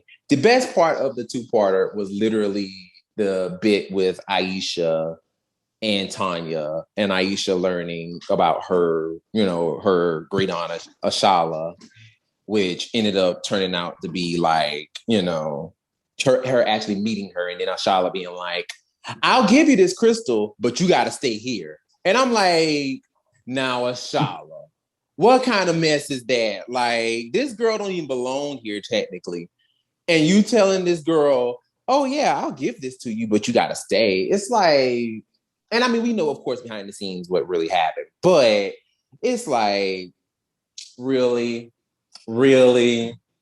Come on now. That's kind of G'd up. You're going to do this girl like that. And then Zordon's like, I had a feeling this was happening to one of you. No, you didn't. Shut up. Like, you thought that Aisha was coming home. Don't even do this. And then Tanya got sent back, and then Nakia delivers the best line ever that I still remember to this day. After everything that's happened today, I know it's gonna take a while for me to get the hang of things. It's like, oh, hi, God. Hi, Tanya. But my thing was always like, Catherine was like, I'm gonna miss her, and she's crying. I'm like, girl, you only knew Aisha for like 2.5 seconds. Stop. You ain't knew her like that. But wait, no, they didn't live together. No. I always got confused with. I always. I think I told you guys before. I got so confused with Kat's origin story. I know it now, but I thought I didn't even know she had parents. I thought that Rita just made her. But even though she had the memories, I still was just like confused as hell. And then I thought they switched up the whole thing with Kimberly staying with Aisha and just had Kat stay with her. But of course I know better now. Okay, never mind. My bad. I mean, and also to be fair though, too, I gotta question this.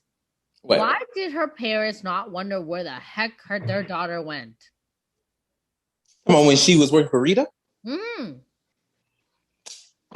question. I mean, I always assumed it was the same thing that we didn't see with Tommy. We saw it in the comics, but I always assumed it was just the same thing. Like, she was under the control, but she still got to go home at night. I mean, I guess, but then why? Okay, here's what I don't get, okay? I mean, whatever. If she gets to go home, great, problem solved. But how come she doesn't have the ability to morph into a cat anymore? I mean, well, that was a part of her being evil. I mean, I guess that was a part of the spell. Yeah. The spell gave her the ability to turn into a cat. So like once the spell was broken, she lost that ability. But I mean, she still maintained the ability to hear Rita in her head. But just like Tommy had a little bit in the comics, where Rita could still be in his head, even though he wasn't fully under her control. But that was just like a residual side effect. I don't know, man. I just feel like Rita's way smarter than anyone give her credits for. Who, Rita? Yeah.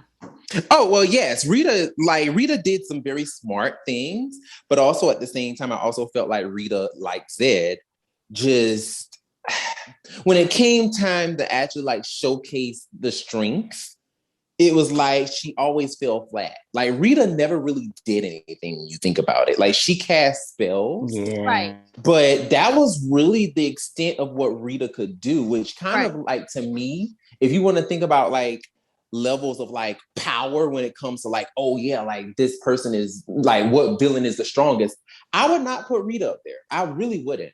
I would not put her up there because to me, yes, she's iconic because she comes from Mighty Morphin.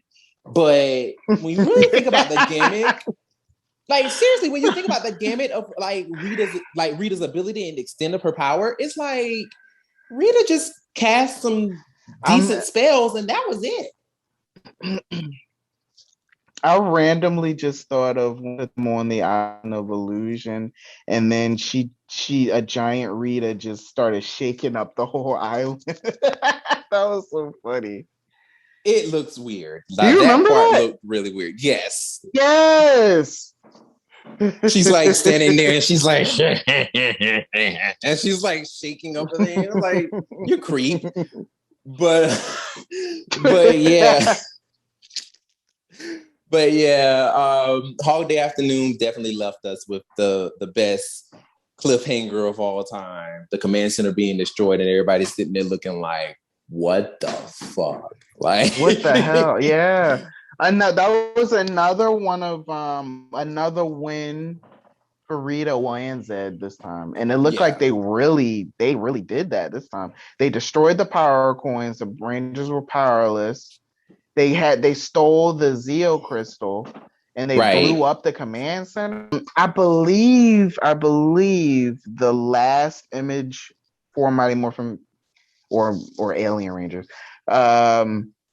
they played the slow, sad, dramatic version of Go-Go Power Rangers, and then it ended on Cat's face, right? Well, that was before they panned to like the entire team. But yeah, Cat did look down and was like, as soon as Tommy was like, this is the end of the Rangers. And that's when Cat was like, And then everybody stood up at the same time, which I'm like, such great choreography. Like everybody just rose up all like, all sad. And then it was like, dun, dun, dun, dun, dun, dun. It's like, oh, it looked all sad. But I'm going to tell you the stupidest part of that whole finale. Billy jumping his dumb ass on the console. I'm like, my God, this is right. I'm like, and got electrocuted, basically. Right, basically. Like, got electrocuted. I'm like, you are like the dumbest idiot. Like, why would you do that? Like, I guess he loved those computers, huh? Alpha wasn't even close to the console, though. I'm like, what are you doing? Weird. It looked like he jumped and hugged the right. Like, he literally jumped up and hugged the console, like... And then Rocky asked the perfect question that we all were wondering. Billy, what are you doing? Oh, wow. It's like, yeah, Billy, that was dumb. Like, my God, that was the stupidest thing you could have ever done. But yeah, so then that happened. And then, of course, we have for Zeo, the power of gold. That's interesting. Yeah, because I was like, Zeo just had a lot of good ones. I was like, now, I knew King for a Day was probably not going to be that high because people are sick of it. But I just knew that people were going to be like Golden Homecoming because Jason came back. Right. But surprisingly, that one was low. Like, that percentage was very low. Like, I want to say that percentage was like 89, 88, something like that. That's crazy. Yeah, it was not that high. Do you think it Interesting. Do you think it's a situation of people not remembering Zeo like that? Could be. Which is so annoying. That's one of the best seasons. It really is one of the best seasons. And people are just like, yeah, no. People are like, yeah, I think I'm going to go with another one. I don't think I'm going to go with this one. But yeah, I mean, yeah, I personally think that, I mean, Power of Gold is definitely a good episode because you get Brad Hawkins voicing the Gold Ranger, and he comes in sounding as badass as he does. Because I'm sorry, when Brad Hawkins, first of all, when he is voicing the Gold Ranger, I'm like, you can't get no better than that. Like, the Gold Ranger sounded so badass. When he does that, like, he's like, it's time for a gold rush. I was like, yay! I really wish they would have just used him as Trey. Yeah, I do too. I wonder what that was behind that. I feel like there was probably like a contractual dispute or something behind that, where they couldn't really use him on camera, but they used his voice or something. I mean, they used Sarah Brown on there, so yeah. Because I was wondering, like, for a second, like maybe they thought that fans would be confused, but they used Sarah Brown on there, so I don't. Right. Which I was just like, I mean, I would have preferred, like you said, them use, Ryan Steele and just make him just a completely different character. They could, like you said, make him Trey. But they just decided to use his voice and then bring on the triplets to, be Trey of heart, Trey of wisdom, and Trey of courage. Yeah, I never got that. Like, why there's 3 of them. Yeah. I guess it was 3 lines on the helmet. Even though it's only 6, it's like 3 lines. So I thought they just wanted to have an original idea for the whole Triforia thing. Because, world building, they literally created a planet that was full of triplets. Right. Which is fucking weird, but yeah. It's like, wow. But I mean, hey, it was still a cool idea. I'm not gonna hold you. It was kind of dope. But yeah, like I always thought that episode was really cool though, because I'm not even gonna hold you. Wolfbane was whooping their asses. Like that was a beat down, and I'm just like, if the Gold Ranger wasn't there, they would have lost that because Wolfbane was beating their behinds. Like he was showing them no mercy. So I'm just like, yeah, the Zero Rangers would have definitely lost that. But yeah, the Gold Ranger came in, shut shit down, and basically saved the day. So, and that also started the whole thing of like, who's the Gold Ranger? And everybody suspected Billy. And it's like, I was always wondering that. I'm like, where the hell is Billy going? Like they could be in like the most dire situation and this mug would dip out and then be like, oh, I had something to handle.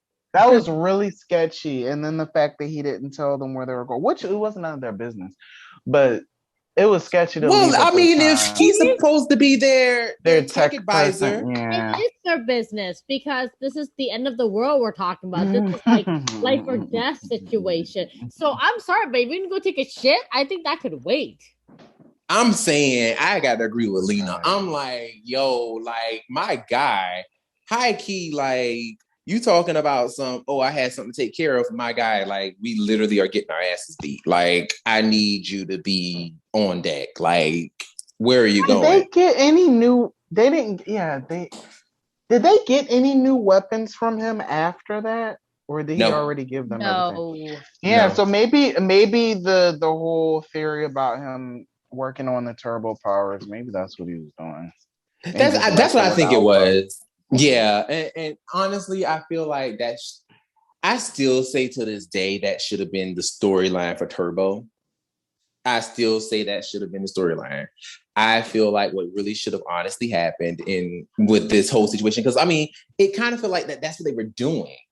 It was like he kept dipping out because he was creating the turbo powers, And then when they figured out that the Zeo powers weren't enough to go to the island of Maranthius or whatever during the Turbo movie, Alpha revealed, oh, this is what Billy was working on the entire time. And it was the Turbo powers, and they combined the Zeo powers into the Turbo powers, into the Turbo technology, which gave them Power Rangers Turbo. Like, that would have made more sense to me. But my question is, why is Alpha and Zordon so sketchy?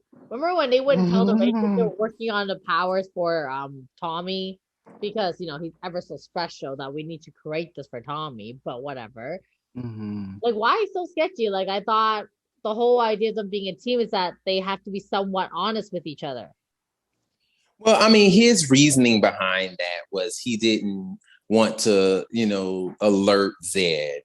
So it was like, he always had excuses. It was an excuse. It certainly was an excuse. Like, you know, like, how does that alert Zed? Like, I don't understand. It's not like the Rangers are gonna be like, oh, let me go tell Lord Zed what's going on. I mean, he could sense. Lord Zed could already sense things because he sensed when Zordon went off the grid. Yeah, right. Yeah, and also too, like, I also kind of feel like too, like Lord Zed was always just like Rita. They were always eavesdropping on the Rangers. If the Rangers knew, they could have easily been talking about it outside. And then, you know, Zed heard it and was like, oh, Zordon's creating a new Ranger. And you know. True.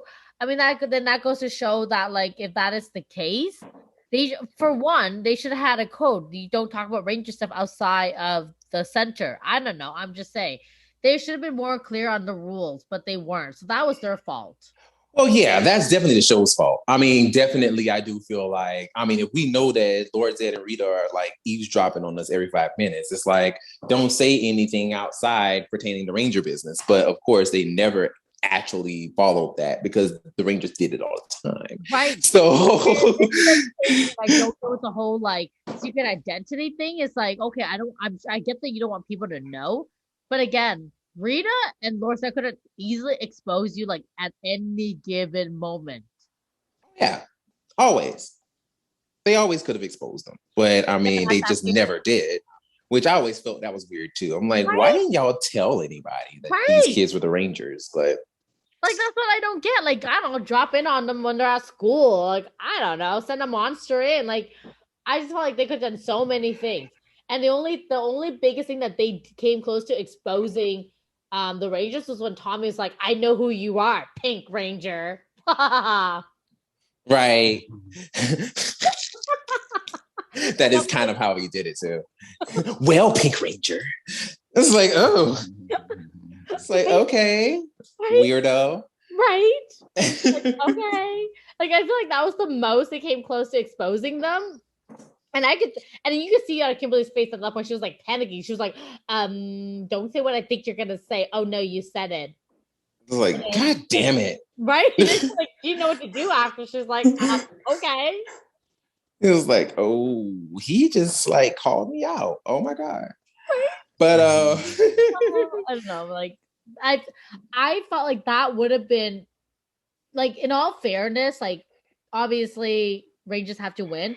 But I feel like that would have been a great way to wear down the Power Rangers by constantly threatening to expose who they really are. Yeah, absolutely. Absolutely. I agree. That's what I would do if I was Rita. I'd be like, yeah, okay. Send a new person in and make a random announcement or something. I don't know. Something, whatever 1998 was like, this is considered big and exposing worthy. Well, speaking of exposing, child, when the Rangers suits got ripped up and chased into space, which is the final one that we're going to be talking about. Oh, child. First of all, Selwyn Ward and them abs. I'm like, yes, sir.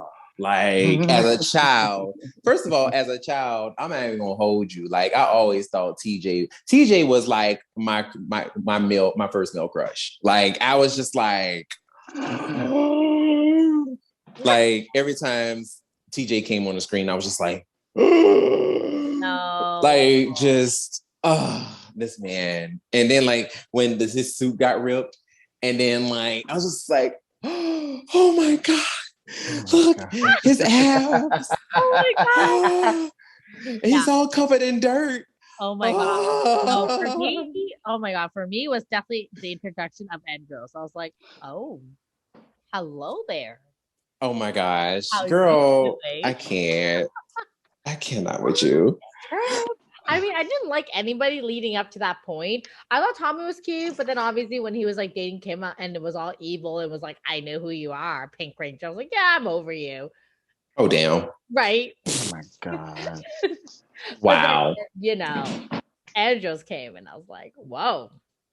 Oh, girl. Hello there. You know, somebody with a little mystery, like, like a backstory I don't even know, an alien at that. Like, I mean, who knows? Pinky shit in bed. Girl, anyway. but not like this episode though. I always kind of felt like Chasing the Space was it was written so freaking well. Yeah. It really was. Really tied up everything. I think this was probably one of the best written episodes in Power Rangers. Oh yeah, for sure. And yeah, that gave us a real like cinema vibe where your heart was literally racing because you wanted to know what was going to happen and you couldn't wait to see what was going to happen. Right. It was just the way it ended too, because like dramatic, but perfect. It was very dramatic. I mean, oh my God! Like, first of all, just to like.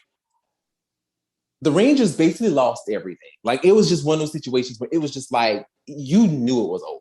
Like, it was just like, there was no coming back because they lost their Zords. Yeah. Then, like, they got, not even they lost their powers. Like, they got, like, literally, like, invaded. Like, Divatox. Oh my God. That just... like the scenery of all those Piranatrons heading towards the command center and then them all just breaking in and just destroying stuff. I'm like, when Elgar very, very Star Wars. When Elgar put the bomb on the power tube so Demetria and Zordon couldn't come back. No, when he threw that hammer through the right. Yes, that's what he did. Oh yeah, like he threw that hammer through it. That shit was dramatic as hell. That shit went in slow motion. It really made you feel like this was a finale. Yeah, this was like this. It was for sure. Because like when Divatox was like, that was Demetria and Blue Centurion leaving. And she was like, you wanna know we're gonna... Oh my God, I love that. I was like, oh no, she's gonna get up. Yeah, like, and then that was crazy. She was even shocked that they left. So she's like, oh my God, this really is serious what's going on here. And oh God, and that was just such a big moment for Divatox. She won at the end of the season. She won. Like, that was like, yo, this is crazy. Like, and then what makes it even crazier, it was just like, just watching the Rangers be so defeated and like not even know what to do next. And just the realization of just like, what do we do? You know, it's just they don't have their mentor. Right. Demetria's ass just left them. Who knows where the hell? Do you think she just like dipped and like went somewhere else? Or did she? No, I think she died. You think she was killed? Okay. I think she died. Like, high key, I really do think that Demetria died. Because like after she left, you never heard from her ever again. No, you really did not. You never heard from her ever again. Like, I would have thought they would have brought her up in Power Rangers in Space at least. Like, maybe, we could have got like a callback being like, oh, she got captured along with Zordon, or she, something. But nah, like, you didn't hear anything from her anymore. Like, we even heard from Blue Centurion. Like, you didn't hear nothing from Demetria. So it's like, I think she's dead. To be 100 with you, I think she's dead. Along with Alpha 5. Oh. Alpha 5 is probably scrap metal. I can't believe that little one died. Right. Like apple Feel pie bad with for scrap him. metal. Dimitri And is dead. I'm still so upset that we never saw Eltar. I can't No, believe we they never didn't actually show saw us Eltar. that. Yeah. Well, Not we until saw the comics. right, but we did see Eltar, we saw little explosions on Eltar, but we never actually saw we never saw the planet. But I mean, yeah. But and just that last final scene of them just flying into space on on the spaceship. It's just like, oh, like, and then Justin being like, yeah, I can't, like, he can't go with you. And TJ was like, the fuck? What you mean you can't go with us? And Cassie is just like, it's his dad, man. Like, Justin want to be with his daddy. And it's like, oh, got you. It's not even like, my bad. oh, it's like, you want to be with a toxic man. Okay, cool, go back. Okay, like, this man don't Right. want you. Like, he actually want to now be a father, talking about I'm not going to accept this job if you don't come with me. You left this little kid in a shelter. Shut your face. Like, how dare you? Talking about, I'm not going to accept this job if you don't come with me. You left him before, so why don't you leave him now? Exactly. Like, you wasteless. Oh, gosh. Like, I hated that. This is the most positive I've ever heard either you talk about Justin. No, like, to be honest, I'm not even gonna hold you. Justin, on the second half of Turbo, was actually very, like, tolerable as a character. Yeah, like, I actually tolerated him a lot more on the second half with the successor team rather than with the veteran team. Like, with the veteran team, it was like they were literally babysitting a kid. Yeah. And with the other group, it was like he was actually a part of the team. Exactly. He actually contributed to the team. And they didn't babysit exactly. him. They had him there. Like, it was just right. Like, he was there like a regular, like what a regular friend would do kind of a thing. Right, exactly. And that's why I really I'm not saying really let me take that back. I tolerated Justin more on the second half. More so than the first, because I was just like, I kind of felt bad for him, to be truthfully honest, because it was like the Rangers, it was like they're about to go try to save the universe, and he has to make the decision of like, well, do I go into space or do I stay with my dad? You know what I'm saying? Personally, I didn't feel bad for him, because I'll tell you this. When you became a Power Ranger, you made a commitment to protect the world, to protect your friends, which is your fellow soldier, and to protect the world. So you're telling me that you're staying behind for one single person whom did not even appreciate you or loved you to the extent that you deserve to be loved and cared for, considering the fact that he brought you into this world. I mean, he's a 12-year-old boy. He doesn't grasp it. It's his father, his only parent. Yeah, because his mom is dead, so I get that. I mean, I understand it. Yeah, I get that. It reminds me of oh god, this is horrible. Like, I've seen this before.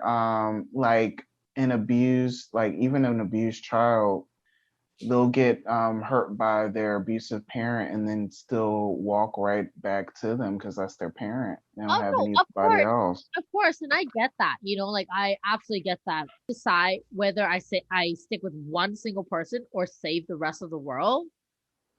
That's an easy choice. Yeah, but I agree. But also, we're speaking from our 30-year-old minds. Right. You know what I'm saying? Like, this is a 12-year-old kid, so that's a little more understandable where he'd want to be with his dad. True, but as a 12-year-old kid, wouldn't you want to see the action? Like, you get to go to space. Come on, you're a 12-year-old boy. Like, you get to go to space in a rocket ship, like a real, actual rocket ship. And yeah, because that was the thing, right? Because on the beginning of the episode, the beginning of the two-parter, like, he actually was, you could tell he was like jonesing for it, because he was staring into that TV screen like, oh my God, this is so freaking cool. Right. So I could totally see him wanting to go into space, but once again, that's him making the decision, making the conscious decision of, do I go into space or do I stay with my dad? You know what I'm saying? So I get like, that, but it's just yeah.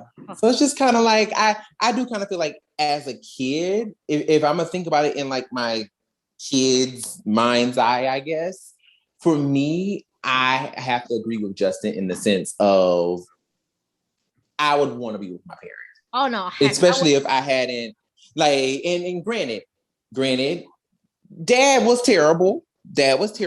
But the thing is, it's like as children don't, especially at that age, they don't have the cognitive mind for a lot of them, not to say all of them, but a lot of them don't have that mind, that cognitive mindset of, oh, this person, is terrible, or this person is toxic. I don't want to be around them anymore. He was just happy to have his dad back in his life. Oh no, for so sure. So it was just kind of like, oh yeah, I think I'm going to stay with my dad rather than go and save the world. Which I'm just like, I mean, do you? But I wouldn't stay. I would have dipped. But to space with my friends, right? No rocket ship. Fuck yeah. Where do I sign? Like, but he was just like, nah. But yeah, that's pretty much all we have for today. So if you like the episode, definitely let us know in the comment section. Do your thing. Thing. Okay, and also continue to vote on our stories, and make sure that you let us know which one you want for these episodes. And once again, my name is Brandon. I am Lena. And I'm Will. And we will see you next time. Bye. Bye.